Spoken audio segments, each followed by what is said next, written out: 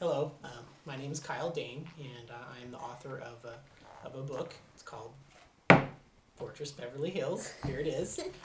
There's a very lovely copy of it. And as I've been talking about my book lately, people have been asking me, what was the inspiration for this book? Why did I write this book? And so I wanted to put out a video that lets you know what I was thinking. It really started out when I was a student at UC Davis, an economics student, and while I was there, I was fascinated by the subject of economic collapses and economic decline. Also, while I was there, I was studying environmental economics and also sustainability. So these ideas all sort of came together. I'd also in the past read a number of post-apocalyptic science fiction books, particularly Lucifer's Hammer, The Postman, and also Alas Babylon. So for a couple of years, these ideas all kind of percolated in my head. And then I spent a year after graduate school where I was trying to figure out what to do next, and a lot of these ideas were kicking around in my head, and at some point I got the idea that I could write a story that would incorporate those ideas into, well, I didn't know what kind of story at the time, but it ended up being this story. And as it turned out, once I did find the idea for the story,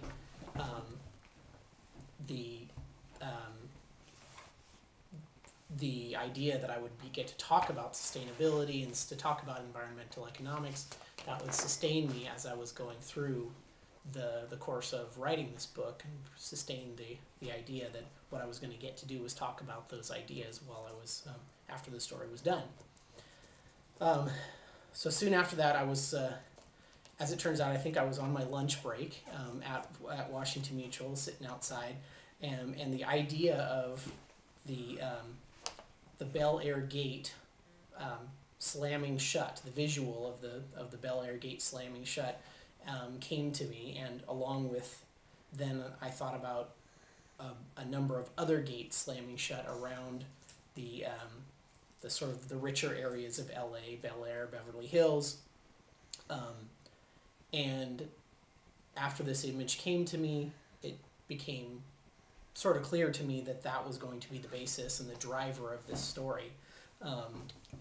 And as it turned out, the idea of closing off that whole area dovetailed kind of nicely with my ideas about unintended consequences, which are sort of fueled in part by financial readings, but particularly a book by James Stewart. But in this case, what it came out was, I figured that the story, if they were to block off this whole area, there would be anarchy outside of the walls, and definitely my memories and my being present for the LA riots in 1992 really fed into those ideas, and I came up with the broader context of the novel, which was that everything would go crazy after the gates were closed. So after these images come to me, I knew that I needed a protagonist who was going to be the main driver of the story, but I needed someone who was not going to be part of the leadership of the fortress, but who would end up inside the fortress. And pretty quickly, I came up with the idea of a set of black SUVs coming up to basically a normal home, and a bunch of men in black popping out and bringing documents that would trap this family inside the fortress. And I'll readily admit that this concept, this idea, very much came from TV and movies that were popular in the years before that, particularly X-Files, but also the movie Men in Black and things like that. Those were fed into the ideas for that scene. But that scene also then became a driver of who those people would be, and also what the story would be thereafter. So once I had those concepts in mind, those two images of the gate slamming shut, and also this initial scene where the Men in Black would come in, then it really was a matter of just sitting down and writing the thing. And as it turned out, I don't know whether this was, it didn't feel lucky at the time, but it certainly turned out to be lucky that that I was laid off from my job at the end of 2003. And sometime, fairly shortly after that, I ended up working part-time. And Raquel was pregnant with our first child, and I had a lot of energy to work off at that time. And I started spending every day, spending a couple of hours every day on this story. And I really felt like the story just kind of poured out of me over a period of about 4 months up until June of 2004. And obviously a couple of important things happened in June of 2004.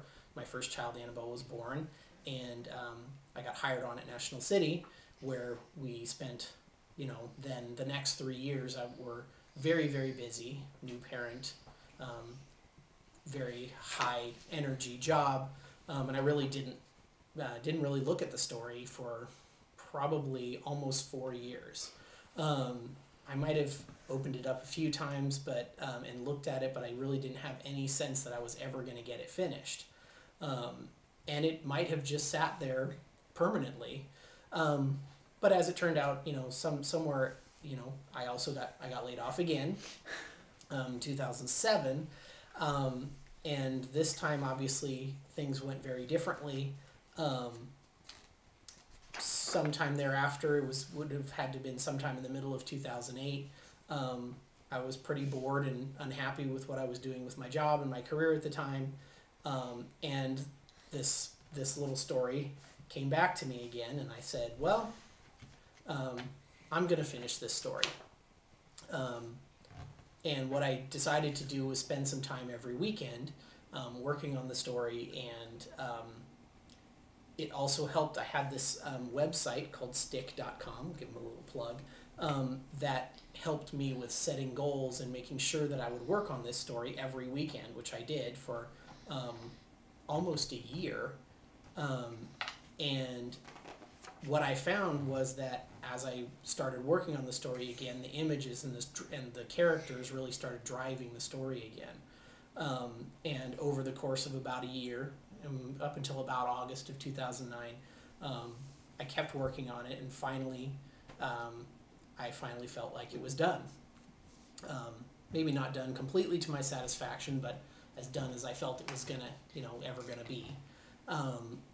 And so, here it was, and I had already been thinking along the course of, as I was finishing it, what I was gonna do with it. And I had decided that I really wanted to share this with my friends and my family, whether it was published or not. So I decided to have it printed through the website lulu.com, and in case you want to buy a copy of the book, you can get it through lulu.com.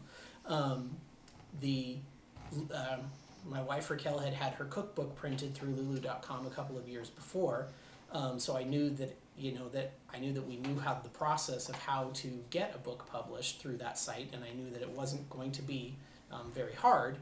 I just knew that it could be done, and so I had already decided to do that. So once I was done with the story in August, I immediately started the process of putting together like the cover art and making sure that everything looked right and the formatting got right. And by October, I had it uploaded and printed, and available to be printed. I did decide at the time not to go the route of agents and publishers, because I really just wanted to have the thing done. And I wanted to make sure that I did something with it rather than have it sit around for another 5 years while I figured out how to get it published through the normal channels. So here it is. It's completed. It's done. It's available, like I said, through lulu.com. I am self-publishing and self-promoting the book, so you can look me up on kyledane.com. You can also follow me on Twitter. My ID is CKDane on Twitter. I have a fan page on Facebook. I have a blog, and obviously, if you go to lulu.com, you can find the book. That's lulu.com. You can look up Fortress Beverly Hills there, and I hope you like it.